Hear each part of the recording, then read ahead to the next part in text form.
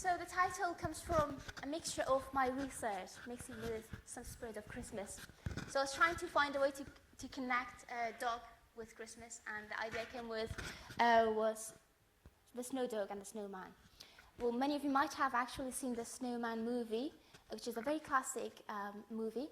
And 30 years after that, they have produced another movie, which is they call The Snowman and the Snow Dog, hence where I get the name from.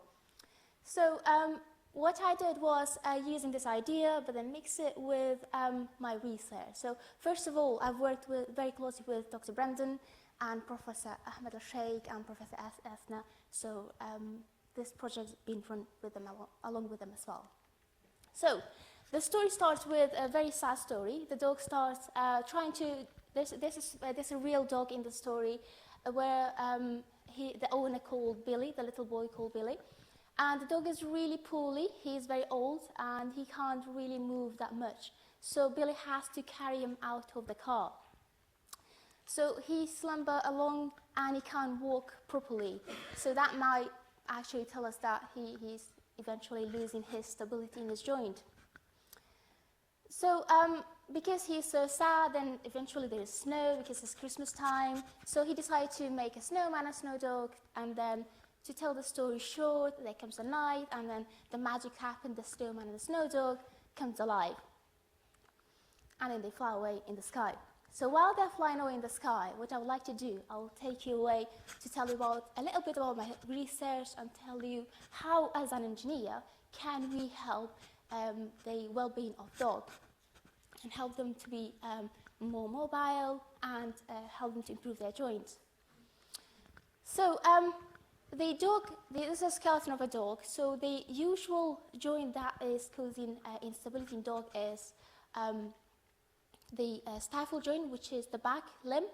So if we zoom in here, is what we call stifle joint, which is comparable to human knee joint. And it consists of two major bones, femur in the top, and femur in the top, tibia in the bottom of the joint. So this joint consists of four major ligaments.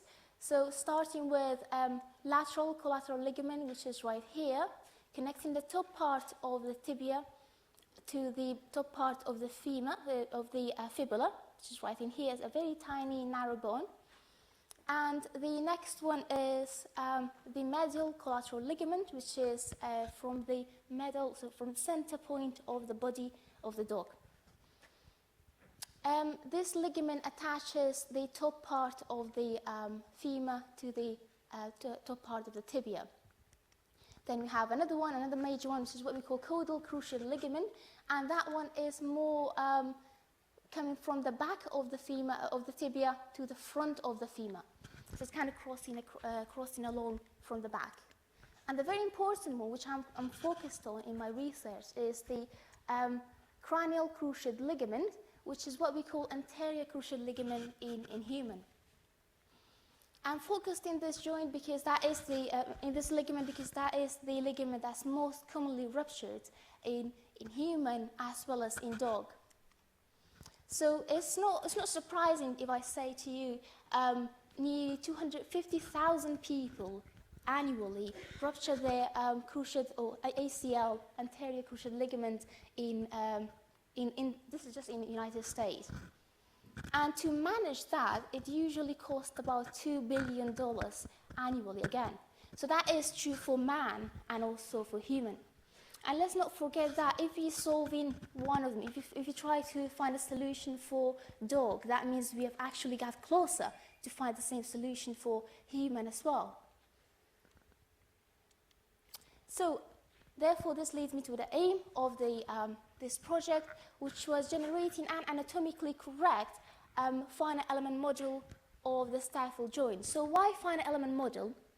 This will help us to minimize the amount of sample collection, because when you are trying to test something, you have to collect a lot of sample. So these sample has to come somewhere, and they're very expensive. They are not pleasant to dissect. They are not really that easy to collect either. So it's always easier to try to improvise by creating a computer model. So that is where the aim comes from, creating a computer model, but this computer model has to be anatomically correct because we are trying to replicate it as how it is in real life. And therefore, we need to know the importance of the material property within this computer model. So what I did was to generate this finite element model is to collect 5 disease-free stifle joints. So stifle means the knee joint. This is a stifle joint is comparable to the knee joint. So next time I say that, I hope you get the idea it is the knee joint. So the weight or the inclusive of the sample was 22 to 28 kilos. So that is the weight of the dog itself. And we've frozen them because, of course, when you dissect them, you don't have much time to take it away straight away. To test it, you have to freeze it or you have to store it somehow. And how you do that is you put it in the freezer. But it consistently has to be the same thing.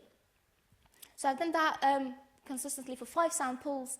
And then before testing for the mechanical property or to take the geometry of the joint, I had to defrost it at room temperature. So for the mechanical test, what I did, dissected the ACL or CCL in dog, which is the ligament that I'm interested at. So after I dissected it, I have a few other pictures, but I had to take it off because I don't want to put you off. So the sample here, we see, this is one of the sample that I've tested. It's a bit dark because I painted it for a different reason, which I'm not going to talk about now in today's lecture. So it is clamped in the bottom here and in the top there. Then this is put into a tensile testing machine. Tensile testing machine basically testing it for strength in that material. So applying load in that direction, pulling it upward while it is gripping the bottom, that will introduce the stress-strain behavior of that material, of that soft tissue. Because remember, soft tissue behaves differently than metal or than concrete or anything else, any engineering material. So it's important to get true material properties of these tissue. So that's what I did. So pinned it in here, pinned it in here, and that is freely moving ligament in the middle. So moving on to getting the geometry of the shape, what we did was getting the MRI scans of the knee joint. So we took this whole stifle joint into an MRI scan center. We scanned it, and then we collected all of these images.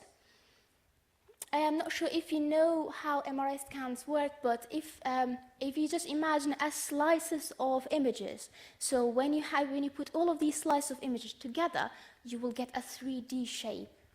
So this is just one slice. So what you see here is just one image of multiple slices of image. So this is a sagittal view, which is a sidal view, and this is crossed from the top. So if you think about your knee, it is crossed from the top. And this is crossing from the front. So different names, scientific names, but this is what it means basically. So what we had to do is segment each part of these manually by hand. So for example, this is image 1, for example. We had to segment this saying this is the femur, this is the tibia, this is the cartilage, and this is one of the ligaments, and so on. So we have to do that for all of the parts of the joint. And so that was done manually. At the end, when we put all of the images together, create a 3D model of the joint, which includes the femur in the top, tibia and fibula in the bottom. In real life, so you have the femur in the top again, and tibia in the bottom. And you have the red one, which is the cartilage to the femur. The blue one, the light blue one, is the cartilage to the tibia. And then you have the 2 meniscus and the 2 cruciate ligaments and the 2 lateral ones. So these are the major components of the knee joint. So 3D models, as engineers, we don't make use of it unless we turn into some engineering model, which is what we call a finite element model. A finite element model is just a model, a mathematical model where it is subdivided into little small particles, such as this. So this is a smaller element, so this is finite element. And in this case, I have used tetrahedral 4-noded element. That is the easiest option for me, so I've done that. So all of these parts are made out of tetrahedral 4-noded elements. This is easier to measure any strain in, for example, your interested strain. At this point, you get a node in that point, measure how much is being deformed. So there's a video here, hope it works. So it shows after applying load in one end, so this end is pulling that way, and that was gripped. So that was just showing the movement of the joint. But then moving on to looking into the stress distribution, managed to take out the cartilage and also the meniscus. So all you see here is just the 4 major ligaments. And you see the stress distribution. It's not, the color's not distributed very nicely, but what you get is, you get high stress in this ligament because this is the CCL or ACL, which is very likely to rupture. Therefore, you expect to have high stress in this ligament compared to the other 3. So, to conclude this, managed to create an anatomically correct finite element model, which can be used in the future studies to either parametric studies or some other kinematic studies. And they also include correct material properties in the joint. So, thank you so much. I would like to thank you for listening. And just to tell you the end of this story, Billy ends up with a real dog because Santa turns the snow dog into a real dog for him.